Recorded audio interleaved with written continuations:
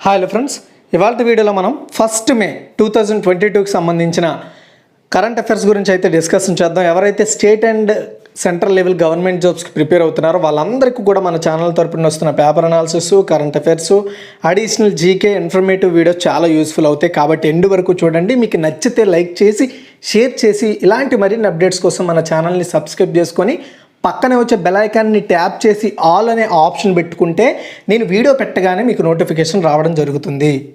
Guys, ఇండియాలోని the largest learning platform అండి Unacademy. ఎవరైతే APSC, TSPSC related SI constable ఉద్యోగులు ప్రిపేర్ అవుతున్నారో వాళ్ళందరికీ కూడా అన్అకాడమీ ది బెస్ట్ ప్లాట్ఫామ్ అవబోతుంది. అండ్ అన్అకాడమీ గోల్ అనే పేరుతో మనకు వచ్చేసి 6 months ఆఫర్ ప్రొవైడ్ చేస్తున్నారండి, సబ్స్క్రిప్షన్ ఆఫర్స్. ఇది April 25th to 28th వరకు అవైలబుల్లో ఉంటుంది. సో ఇందులో 20% ఆఫ్లో ఇస్తారనమాట. 6 months మనకి యాక్టివ్ ప్రైజ్ వచ్చేసి 800. యాక్చువల్గా ఇప్పుడు ప్రజెంట్ 20% డిస్కౌంట్ వల్ల మీకు 6,733 రూపాయలకే రావడం జరుగుతుంది. దానికోసం మీరు చేయాల్సిందల్లా EDU TEC 10 అనే ఒక కోడ్ వాడాలి. ఈ కోడ్ మీకు ఇక్కడ చూపిస్తాను. ఆ కోడ్ వాడితే మీకు 8,000ది 6,000కే వస్తుందన్నమాట సబ్స్క్రిప్షన్, గమనించండి. అలాగే 12 నెలలకి 24 నెలలకి ఇదే ఆఫర్ అయితే మీకు అప్లికేబుల్ అవుతుంది. At the same time dual educator session provide చేస్తున్నారండి జనరల్ స్టడీస్ మీద ఏపీ అండ్ తెలంగాణ రిలేటెడ్ ఎగ్జామ్స్కి. April 25th 8 PM ఉండబోతోంది. బాలకృష్ణ సార్ వచ్చేసి మురళా సార్ వీళ్ళిద్దరు కండక్ట్ చేయబోతున్నారు. అదే అట్ ది సేమ్ టైం మీకు ఫండమెంటల్ రైట్స్ మీద ఏమైనా డౌట్స్ ఉంటే April 28th 7:30 AM Satish Kumar Pendyala sir వచ్చేసి క్లాస్ తీసుకోబోతున్నారు. అండ్ అదేవిధంగా పర్టికులర్గా తెలంగాణ గ్రూప్స్కి స్ట్రాటజీ, ఎగ్జామ్ స్ట్రాటజీస్, అదేవిధంగా సిలబస్ అనాలిసిస్ ప్రిపరేషన్కి సంబంధించి గ్రూప్ 1, 2 ఎగ్జామ్స్కి రాంబాబు సార్ వచ్చేసి April 28th 8 PM particular webinar నిర్వహించబోతున్నారు. అదేవిధంగా జూనియర్ అసిస్టెంట్, ఏకా computer assistant full length test అయితే కండక్ట్ చేయబోతున్నారు. ఈ టెస్ట్ వచ్చేసి మనకు వచ్చేసి 150 ప్రశ్నలు, 150 నిమిషాలు ఫ్రీ స్కాలర్షిప్ టెస్ట్. ఇందులో ర్యాంక్ 1 నుండి ర్యాంక్ 4 వరకు ఎవరైతే ర్యాంక్ సంపాదిస్తారో వాళ్ళకి పర్సంటేజ్ వైడ్గా మనకు వచ్చేసి సబ్స్క్రిప్షన్లో స్కాలర్షిప్ అయితే ప్రొవైడ్ చేస్తారు. ఈ టెస్ట్ వచ్చేసి May 1st ఉండబోతుంది 2 PM. ఫ్రెండ్స్, మన ఛానల్ ద్వారా వస్తున్న కరెంట్ అఫైర్స్ ఎవరికైనా PDF రూపంలో కావాలనుకుంటే current affairs and paper analysis వచ్చేసి మన దగ్గర 2021 జనవరి నుండి 2022 ఏప్రిల్ వరకు స్టిల్గా అవైలబుల్లో ఉన్నాయి. ఎవరికైనా సరే చెప్తున్నాను చూడండి, 12 నెలల యొక్క కరెంట్ అఫైర్స్ కావాలనుకుంటే కేవలం మీరు 200 రూపాయలతోనే పొందొచ్చు. లేదా 1 నెల మాత్రమే కావాలనుకుంటే 25 రూపాయల ద్వారా పొందొచ్చండి. ఎవరికైనా ఇంట్రెస్ట్ ఉంటే ఈ పైన కనబడుతున్న ఏదైతే నెంబర్ ఉందో ఈ నెంబర్కి మీరు ఫోన్పే, గూగుల్ పే, పేటిఎం చేసి కింద కనబడుతున్న వాట్సాప్ నెంబర్కి దాని యొక్క స్క్రీన్ షాట్ విత్ ట్రాన్సాక్షన్ ఐడితో మీరు సెండ్ చేసినట్టయితే 24 అవర్స్లోగా మీకు ఆ పీడిఎఫ్లు అయితే సెండ్ చేయడం జరుగుతుంది. ఎవరికైనా ఇంట్రెస్ట్ ఉంటే ఇప్పుడే ట్రై చేయండి. ప్రజెంట్ ఇది ఆఫర్ అండి, 12 నెలలు. సో ఈ 2021 నుండి 22 వరకు మధ్యలో ఏదో ఒక 12 నెలల యొక్క కరెంట్ అఫైర్స్ కావాలనుకుంటే కేవలం 200 రూపాయలకే వస్తుంది. ఈరోజు మన ఫస్ట్ క్వశ్చన్ అండి, గోవా షిప్ యార్డ్ లిమిటెడ్ నూతన చైర్మన్ అండ్ మేనేజింగ్ డైరెక్టర్గా ఎవరు నియమితులయ్యారు? ఆన్సర్ వచ్చేసి సుధాకర్ TN. యాక్చువల్గా గోవా షిప్ యార్డ్ లిమిటెడ్ అనేది మన కేంద్ర ప్రభుత్వ హయాంలో పనిచేసే ఒక పబ్లిక్ సెక్టర్ యూనిట్ అండి. ఓకే, గోవా షిప్ యార్డ్ లిమిటెడ్లో చైర్మన్ అండ్ మేనేజింగ్ డైరెక్టర్గా సుధాకర్ TN తన బాధ్యతలు తీసుకున్నారు. CMD BB నాగ్పాల్ ఇంతకుముందు ఆ బాధ్యతల్లో ఉండేవారు. అతను ఆ పదవి నుండి వైదొలగడంతో ఇప్పుడు CMDగా ఆల్రెడీ అదే సంస్థలో పనిచేస్తున్న సుధాకర్ TNకి అడిషనల్గా బాధ్యతలు అప్పచెప్పడం జరిగింది. సుధాకర్ తన కెరీర్ను భారత హెవీ ఎలక్ట్రానిక్స్ లిమిటెడ్లో స్టార్ట్ చేశారు. తర్వాత అతను గోవా షిప్ యార్డ్ లిమిటెడ్లో 2016లో జాయిన్ అయ్యాడు.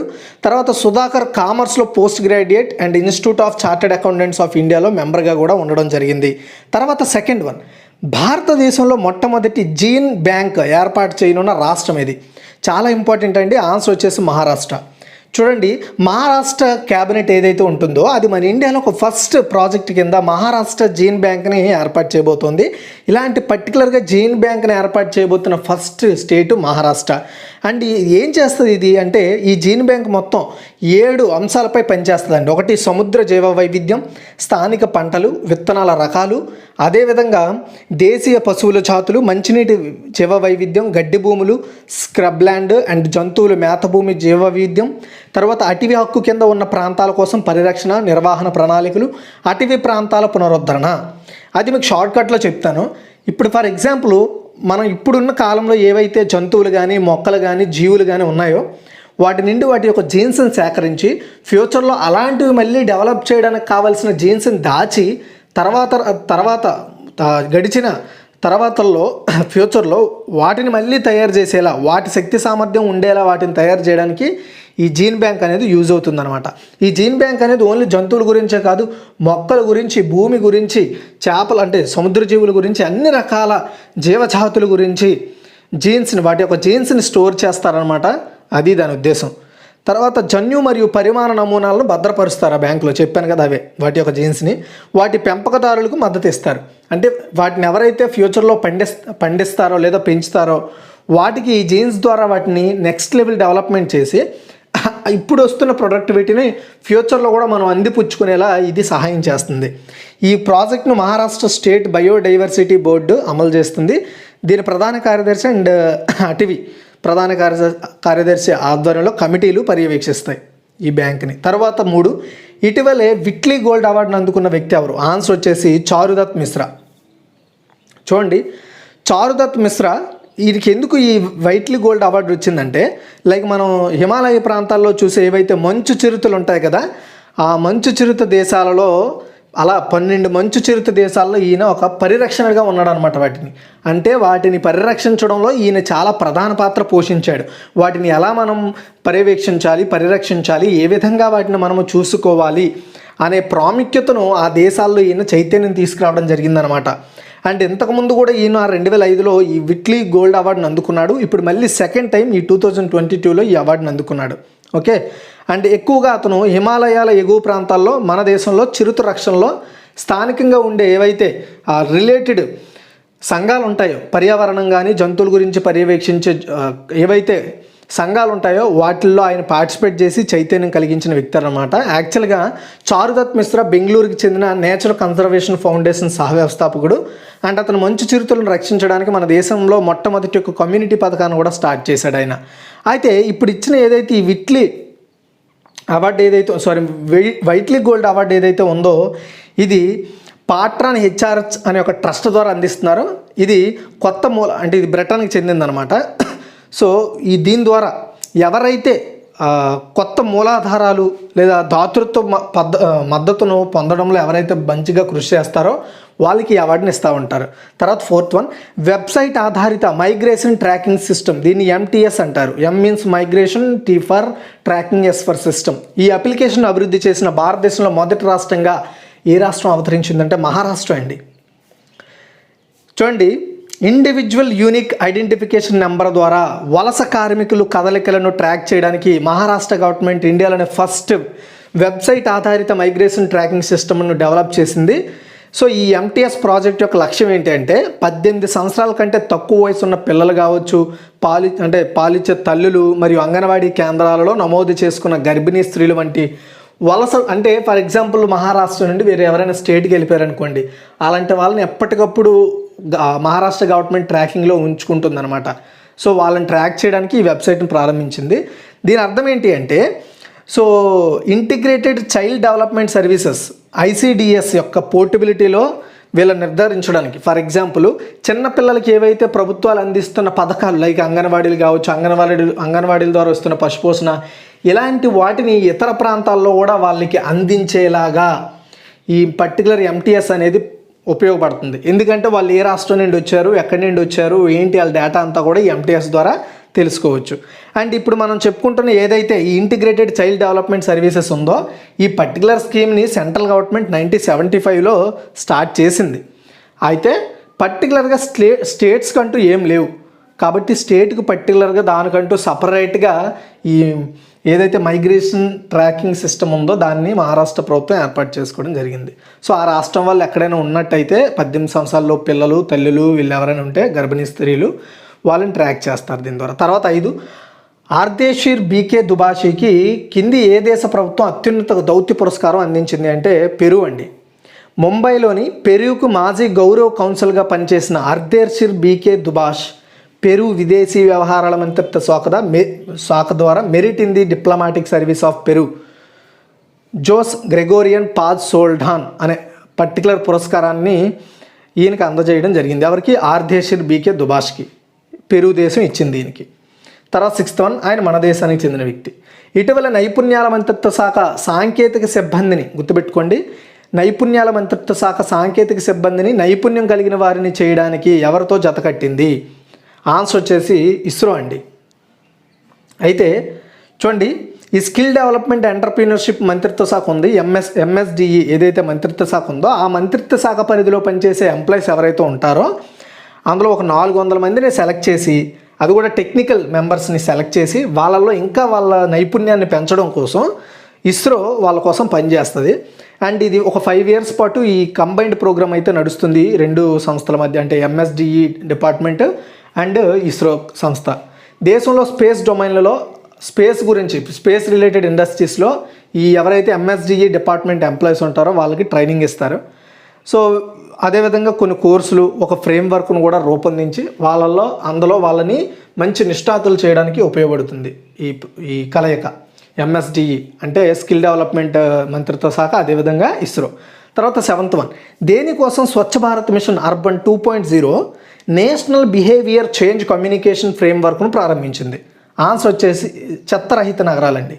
అంటే చెత్త లేకుండా నగరాలను శుభ్రం చేయడం కోసం స్వచ్ఛ భారత్ మిషన్ అర్బన్ 2.0, దీన్ని SBMU 2.0 అంటారు. ఇది చెత్తరహిత నగరాలను కోసం పాటుపడేందుకు, సో లేదా అలాంటి ఇష్యూస్ని బయటపెట్టి వాటిని సాల్వ్ చేయడానికి నేషనల్ బిహేవియర్ చేంజ్ కమ్యూనికేషన్ ఫ్రేమ్వర్క్ను ప్రారంభించింది. దీన్ని BCC ఫ్రేమ్వర్క్ అని కూడా అంటారు. అండ్ చెత్తరహిత నగరాల కోసం BCC framework states and cities and అదేవిధంగా యూటీస్ వాటి కోసం ఏ విధంగా పని చేయాలి, మీరు ఏ విధంగా పని చేస్తే మనము చెత్తరహిత నగరాలుగా మీరు పేరు తెచ్చుకుంటారు అనే దాని మీద ఒక ఫ్రేమ్వర్క్ను, ఫ్రేమ్వర్క్ అంటే ఏంటండి, మనం ఎలా అయితే ఒక వర్క్ని చేయడానికి ఒక ప్రాజెక్ట్ని ఎలా అయితే తయారు చేసుకుంటామో అదేవిధంగా ఇక్కడ ఫ్రేమ్వర్క్ అంటాం అంతే. సో దాన్ని తయారు చేసి వాళ్ళకి ఇస్తుంది, వాళ్ళు ఆ విధంగా పనిచేయాల్సి ఉంటుంది. అంటే ఎవరు local bodies like municipalities, panchayats ఇలా ఉంటాయి కదా. లోకల్ గవర్నమెంట్ బాడీస్ అంటే సిటీస్లో అనుకోండి మున్సిపాలిటీస్ అంటాం, టౌన్ సిటీస్లో మున్సిపాలిటీసు, గ్రేటర్ మున్సిపాలిటీస్ అంటాం. అవి ఏ విధంగా పనిచేయాలనే ఒక ఫ్రేమ్వర్క్ను ఈ ఏదైతే స్వచ్ఛ భారత్ మిషన్ అర్బన్ 2.0 ఉందో అది అందిస్తుంది. SBMU అంటే స్వచ్ఛ భారత్ మిషన్ అర్బన్ 2.0 2021-22 బడ్జెట్లో ప్రకటించారు. ఇది SBM అర్బన్ మొదటి దశ కొనసాగింపు అని చెప్పొచ్చు. అంటే ఇంతకుముందు అంటే ఎప్పుడు, సో దీనికి సంబంధించి ఈ పర్టికులర్ ఏదైతే ఈ మిషన్ ఉందో ఇది మనకు 2014లో స్టార్ట్ అయిందండి. ఓకే, సో దానికి కొనసాగింపు అనమాట ఈ 2.0 అనేది. సురక్షితమైన కంటైన్మెంటు, రవాణా, మలబురద పారవేయడం, మరుగుదొడ్ల నుండి సేఫ్టీజీని కూడా బయటికి తీయడానికి, క్లీన్ చేయడానికి అన్ని విధాలుగా ఈ ప్రారంభించారనమాట దీన్ని. అండ్ ఇది 1.41 లక్షల కోట్లతో 2021 నుంచి 2026 వరకు పనిచేస్తుంది. ఇది ఈ స్వచ్ఛ భారత్ మిషన్ అర్బన్ 2.0 అనేది. And Swachh Bharat mission urban మొదటి దశ 2014 అక్టోబర్ 2 స్టార్ట్ అయింది. పట్టణ భారతదేశాన్ని బహిరంగ మల విసర్జన రహితం ODF అంటారు. ఇలా చేయడం కోసం అండ్ మున్సిపల్ ఘనవ్యర్థాలు 100% శాస్త్రీయ నిర్వహణ సాధించడం కోసం ఇది అక్టోబర్ 2019 వరకు కూడా కొనసాగింది. ఆ తర్వాత సెకండ్ ఈ 2.0 స్టార్ట్ చేశారు కొనసాగింపుగా. తర్వాత 8 central board of direct tax, దీన్ని CBDT అంటాము. దీని యొక్క నూతన చైర్పర్సన్గా ఎవరు నియమితులయ్యారు, చాలా చాలా ఇంపార్టెంట్ అండి ఇది. ఆన్సర్ వచ్చేసి Sangeeta Singh. 1986 batch Indian revenue services అధికారి అయిన Sangeeta Singh central board of direct ట్యాక్సెస్కి చైర్మన్గా అదనపు బాధ్యతలు అప్పగించారు. ఎందుకంటే ఆల్రెడీ ఆమె ఈ CBDTలో ఆఫీసర్గా ఉన్నారు. ఆమెకు అడిషనల్గా ఈ బోర్డు చైర్మన్గా బాధ్యతలు అప్పచెప్పారు. ఓకే, ఇంతకుముందు JB మొహపాత్ర ఈ CBDT చైర్మన్గా ఉండేవారు. ఆయన ఏప్రిల్ 30న పదవి విరమణ చేయడంతో ఆ పదవిని ఈ సంగీతా సింగ్కి ఇవ్వడం జరిగింది. సో ఈమె 1985 batch Indian revenue services Mohapatra గారు 1985 batch Indian revenue service officer అనమాట. అండ్ ఆయన సెప్టెంబర్లో, గత ఏడాది 2021 సెప్టెంబర్లో ఆయన చైర్మన్గా జాయిన్ అయ్యి ఈ ఏప్రిల్ 30న పదవి విరమణ చేశారు. అండ్ ఆదాయపు పన్ను క్యాడర్కి చెందిన ఇండియన్ సర్వీసెస్కి చెందిన 1986 బ్యాచ్ అధికారి సంగీతా సింగ్ ఆమె ప్రస్తుత విధులతో పాటు CBDT చైర్మన్ పదవిని కూడా చేపట్టనుంది. 3 నెలల కాలానికి లేదా ఇంకొక కొత్త చైర్మన్ నియమితులయ్యే వరకు ఆ పదవిలో ఆమె కొనసాగుతారు. Central board of direct taxes గురించి చూసుకుంటే, central board of direct taxes అనేది ఆర్థిక మంత్రిత్వ శాఖలోని రెవెన్యూ శాఖలో ఒక భాగం. ఇది CBDT మన ఇండియాలో ఏదైతే ట్యాక్సెస్ ఉంటాయో, డైరెక్ట్ ట్యాక్సెస్ ఏవి ఉంటాయో వాటిని ప్రణాళికలు తయారు చేయడము, అదేవిధంగా ఆ ప్రణాళికలను ప్రభుత్వాలకు అందజేయడమే దీని యొక్క బాధ్యత. తర్వాత 9 ప్రపంచంలో మొదటి సెల్ఫ్ డ్రైవింగ్ ట్యాక్సీ సేవలను ప్రారంభించనున్న దేశం ఏంటి అంటే చైనా అండి. చూడండి, ప్రపంచంలో తొలిసారి సెల్ఫ్ డ్రైవింగ్ అంటే డ్రైవర్ లేకుండా ఆ కార్లు వాటంతటే అవే డ్రైవింగ్ చేస్తాయన్నమాట. సో అలా ట్యాక్సీలు మళ్ళీ కార్లు కూడా కాదంటే వేరే వ్యక్తుల్ని ఒక ప్రాంతం నుండి ఒక ప్రాంతానికి చేరవేయడాన్ని ట్యాక్సీలు ఉపయోగపడతాయి. అలా సెల్ఫ్ డ్రైవింగ్ ట్యాక్సీలను చైనాలో స్టార్ట్ చేయబోతున్నారు. సో క్వాంజో నగరంలో అంటే మనమే డ్రైవింగ్ చేసుకొని ఒక దగ్గరికి ట్యాక్సీ తీసుకెళ్ళి అక్కడ వదిలేసి మళ్ళీ అక్కడి నుండి మనము సో వాడుకోవచ్చు అనమాట. అంటే మనమే డ్రైవర్గా వ్యవహరించుకోవాల్సి ఉంటుంది. క్వాంజో నగరంలో వన్సా ప్రాంతంలో 100 రోబో ట్యాక్సీలు నడిపేందుకు టొయోటో ప్రమోట్ చేస్తున్న Pony.ai అనే ఒక కంపెనీ ఈ మేరకు లైసెన్స్ని తీసుకుంది. బీజింగ్లో సేవలు ఆఫర్ చేసేందుకు Pony.aiతో పాటు ఇంటర్నెట్ దిగ్గజం బైడు లైసెన్స్ పొందింది. అంటే మనం ఒక ట్యాక్సీ బుక్ చేసుకుంటే ఆ ట్యాక్సీ ఎక్కిన తర్వాత మనం ఏ ప్రాంతానికి వెళ్ళాలో ఆ ప్రాంతానికి ఆ కారు తీసుకెళ్తుంది అనమాట. తర్వాత 10 శివాలిక్ స్మాల్ ఫైనాన్స్ బ్యాంక్ నూతన ఎండీ అండ్ సీఓగా ఎవరు నియమితులయ్యారంటే అంశుల్ స్వామి అండి. శివాలిక్ స్మాల్ ఫైనాన్స్ బ్యాంకు ఆ బ్యాంకుకు నూతన managing director and chief executive ఆఫీసర్గా అంశుల్ స్వామిని నియమించినట్లుగా ప్రకటించుకుంది. 20 సంవత్సరాలకు పైగా ఆయనకు బాగా ఎక్స్పీరియన్స్ ఉందన్నమాట MSME sectors and related banking సెక్టార్స్లో. శివాలిక్ స్మాల్ ఫైనాన్స్ బ్యాంక్ మన ఇండియాలోనే అర్బన్ కోఆపరేటివ్ బ్యాంకు నుండి ఫస్ట్ స్మాల్ ఫైనాన్స్ బ్యాంకింగ్గా ఎదిగిన బ్యాంక్ అనమాట ఇది. తర్వాత 11 మే 2022 ఏ రాష్ట్రం 62వ ఆవిర్భావ దినోత్సవాన్ని జరుపుకుంది అంటే మహారాష్ట్ర అండి. మహారాష్ట్రతో పాటు గుజరాత్ కూడా ఆ 2 స్టేట్లు ఒకేసారి డివైడ్ అయ్యాయండి. ఒకటి గుజరాత్ గాను ఇంకొకటి మహారాష్ట్రగా డివైడ్ కావడం జరిగింది. సో అయితే మహారాష్ట్ర 62వ ఆవిర్భావ దినోత్సవం జరుపుకున్నారు ఈ 1 మేన. 1960లో అదే రోజున ప్రస్తుతం ఉన్న మహారాష్ట్ర ఏర్పడింది.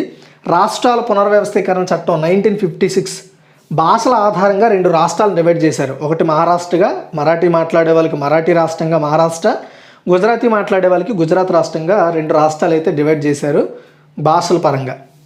అయితే రాష్ట్రాల ఏర్పాటు ఎలా జరిగిందో ఒకసారి ఇక్కడ మనం చూద్దాం. 1960లో రాష్ట్రాల పునర్వ్యవస్థీకరణ చట్టం 1956 ప్రకారం బొంబాయి అంటే మహారాష్ట్ర అండ్ గుజరాత్ 2 రాష్ట్రాలుగా డివైడ్ అయ్యాయి. 1940లో మరాఠీ మాట్లాడే ప్రజల కోసం ప్రత్యేక రాష్ట్రం కోసం వాదనలు స్టార్ట్ అయ్యాయి అనమాట. అంటే సపరేట్ స్టేట్స్ కావాలని అక్కడి నుండి ఏర్పాటయ్యాయి. అదేవిధంగా సంయుక్త మహాసభలు కూడా ఏర్పాటు చేసుకున్నారు సపరేట్గా మాకు రాష్ట్ర హోదాలు కావాలని. ప్రధాన అంశం భాషా గుర్తింపు కాబట్టి ప్రత్యేక రాష్ట్ర డిమాండ్ వచ్చింది. సంయుక్త మహాసభ ఆర్గనైజేషన్ 1960 వరకు ప్రత్యేక రాష్ట్రం కోసం డిమాండ్ చేసింది. అదే సంవత్సరంలో బొంబాయిని గుజరాత్ మరియు మహారాష్ట్రాలుగా విభజించారు. అంటే ఒకప్పుడు బొంబాయిలోనే గుజరాత్ మహారాష్ట్ర కలిసి ఉండేవి. సో ఆ తర్వాత బొంబాయి పునర్వ్యవస్థీకరణ చట్టాన్ని పార్లమెంట్ ఆమోదించింది. ఈ చట్టం తర్వాత మే 1, 1960 నుండి అమల్లోకి వచ్చిందనమాట. అండ్ మహారాష్ట్ర కొత్త రాష్ట్రం ఏర్పడింది, గుజరాత్ కూడా ప్రత్యేక రాష్ట్రంగా ఏర్పడింది. తర్వాత 12 ఏప్రిల్ 2022లో జిఎస్టీ వసూలు ఎన్ని కోట్లు? ఆన్సర్ వచ్చేసి 1.68 లక్షల కోట్ల రూపాయలండి. ఓకే, వస్తు సేవల పన్ను దీన్నే జిఎస్టీ అంటాము. ఈ జిఎస్టీ వసూల్లో కొత్త రికార్డు సృష్టించామని చెప్పాలి. ఎప్పుడూ లేని విధంగా అంటే జిఎస్టీ వసూలు స్టార్ట్ అయినప్పటి నుండి ఎప్పుడూ లేని విధంగా నెలకు ఈ ఏప్రిల్ నెలకు గాను 1.68 లక్షల కోట్ల జిఎస్టీ వసూలైందంట. గత ఏడాది ఏప్రిల్తో పోలిస్తే అంటే 2021 ఏప్రిల్తో పోలిస్తే ఈ సంవత్సరం వసూళ్ళు 20% ఎక్కువ అంట. కిందటి సంవత్సరం ఏప్రిల్తో పోల్చుకుంటే ఈ సంవత్సరంకి 20% లాభం వచ్చింది, అంటే ఎక్కువ వచ్చింది. సో జిఎస్టీ అమల్లో వచ్చినప్పటి నుంచి వసూళ్ళు 1.5 లక్షల కోట్లు దాటడం ఇదే ఫస్ట్ టైం. అండ్ వసూలైన మొత్తం జిఎస్టీలో సిజిఎస్టీ అంటే సిజే అంటే సెంట్రల్ గూడ్స్ సర్వీస్ ట్యాక్స్ అనమాట. ఇది 33,159 కోట్లు అయితే ఎస్జిఎస్టీ అంటే స్టేట్ జిఎస్టీ వచ్చేసి 41,793 కోట్లు. ఐజిఎస్టీ వచ్చేసి 81,939 కోట్లు వసూలైనట్లుగా ఆర్థిక మంత్రిత్వ శాఖ చెప్తుంది. ఇవి కాకుండా సెస్ కింద మరో 10,649 కోట్లు కూడా వచ్చిందంట. సో సకాలంలో పన్నులు చెల్లింపడానికి అవకాశాలు కల్పించడము అంటే పన్నుల చెల్లింపుల్లో ఉన్న అభ్యంతరాలని ఇబ్బందులను తొలగించడం ద్వారా ఎక్కువ వసూళ్లు వచ్చినట్లుగా ఆర్థిక మంత్రిత్వ శాఖ తెలిపింది. తర్వాత 13 ఆసియా బ్యాడ్మింటన్ ఛాంపియన్షిప్లో పివి సింధు ఏ పథకం సాధించింది అంటే కాంస్యం అండి. ఆసియా బ్యాడ్మింటన్ ఛాంపియన్షిప్లో పివి సింధు రెండోసారి కాంస్యం గెలుచుకుంది.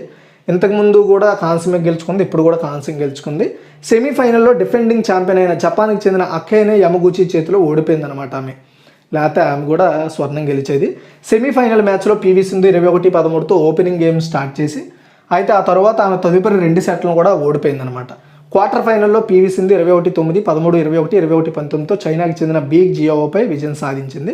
ఏ విధంగా మొత్తానికి ఓడిపోయింది. తర్వాత 14 అండి. ఇది 2వ ఖేలో మాస్టర్స్ గేమ్స్ ఢిల్లీ 2022ని ఎవరు ప్రారంభించారంటే శ్రీ అనురాగ్ సింగ్ ఠాకూర్ అండి. చూడండి, యువజన వ్యవహారాల అండ్ అదేవిధంగా క్రీడల మంత్రి మన దేశానికి అనురాగ్ సింగ్ ఠాకూర్ గారు న్యూఢిల్లీలోని త్యాగరాజ్ స్టేడియంలో 2వ ఖేలో మాస్టర్స్ గేమ్స్ ఢిల్లీ 2022ను ప్రారంభించారు. గుర్తుపెట్టుకోండి, ఖేలో మాస్టర్స్ గేమ్స్ ఢిల్లీ 2022ని స్టార్ట్ చేశారు. ఈ గేమ్స్ కింద మే 3వ తేదీ వరకు కూడా జరుగుతాయి. ఇందులో 23 రాష్ట్రాలు, కేంద్రపాలిత ప్రాంతాల నుంచి 30 నుంచి 95 ఏళ్ళు పైబడిన ఎవరైతే 3000 మంది మాస్టర్స్ ఉంటారో, అంటే పర్టికులర్గా ఈ స్పోర్ట్స్కి రిలేటెడ్ మెంబర్స్ ఉంటారో అలాంటి వాళ్ళని కూడా ఆడించేలా ప్రోత్సహించడానికి, వయసు అయిన వారిని కూడా స్పోర్ట్స్ రంగంలో వాళ్ళని ఆడించడానికి ఈ పర్టికులర్గా ఈ స్పోర్ట్స్ ఛాంపియన్షిప్ను కండక్ట్ చేయడం జరుగుతుంది. తర్వాత 15 అంతర్జాతీయ కార్మికుల దినోత్సవం ఎప్పుడు జరుపుకుంటారు అంటే మే 1 అండి. ఓకే, చూడండి, మేడే లేదా అంతర్జాతీయ కార్మికుల దినోత్సవం అని అంటారు. మే 1న ప్రపంచవ్యాప్తంగా 80 దేశాలు ఈ డేని సెలబ్రేట్ చేస్తాయి. ఈరోజు ఉద్దేశం ఏంటి అంటే, సో కార్మిక సంస్థల్లో కార్మికుల యొక్క హక్కులు ఏంటి, కార్మికులు ఎందుకోసం పనిచేస్తున్నారు, సో వాళ్ళ కృషికి మనం ఏం చేయాలి అనే విషయాల మీద ప్రజల్లో కానీ లేదా సంస్థలో ప్రధానమైన వ్యక్తుల్లో అవగాహన కల్పించడం కోసం వాళ్ళ హక్కులను, కార్మికుల యొక్క హక్కులను పరిరక్షించడమే ఈ రోజు యొక్క ఉద్దేశం అనమాట. సోషలిస్ట్ అండ్ లేబర్ పార్టీల సంస్థ అయిన సెకండ్ ఇంటర్నేషనల్ 1889లో మే 1న ఈ ఇంటర్నేషనల్ కార్మికుల దినోత్సవాన్ని, అంటే ఇంటర్నేషనల్ వర్కర్స్ డేగా ప్రకటించింది. 1886లో చికాగోలో జరిగిన హేమా మార్కెట్ అల్లర్లను స్మరించుకోవడానికి మే 1న అంతర్జాతీయ వర్కర్స్ డే ఎంచుకున్నారు. అనేక దేశాలలో లేబర్ డే లేదా మేడే అని కూడా అంటారు. ఈరోజు ఒక లీవ్ కూడా ప్రకటిస్తారు చాలా దేశాల్లో. 1923లో తొలిసారిగా మన ఇండియాలో ఈ మేడే చేసుకున్నాము. ఇంకా ఈ మేడే గురించి మీరు ఫుల్ ఇన్ఫర్మేషన్ తెలుసుకోవాలి, చాలా ఇంపార్టెంట్ అది. ఒకవేళ తెలుసుకోవాలని ఇంట్రెస్ట్ ఉంటే నెక్స్ట్ మంత్ ఎవరైతే కరెంట్ అఫైర్స్ బై చేస్తారో ఈ మేది, అందులో మీరు మోర్ ఇన్ఫర్మేషన్ క్లిక్ చేస్తే మీకు ఒక వెబ్సైట్ ఓపెన్ అవుతుంది. అక్కడికి వెళ్ళి మీరు టోటల్ ఇన్ఫర్మేషన్ తెలుసుకోవచ్చు. ఓకేనా, ఇదిగా టోటల్గా ఇన్ఫర్మేషన్. మీకు ఈ వీడియో నచ్చితే లైక్ చేయండి, షేర్ చేయండి. మరిన్ని అప్డేట్స్ కోసం మన ఛానల్ని రెగ్యులర్గా ఫాలో అవుతూ ఉండండి.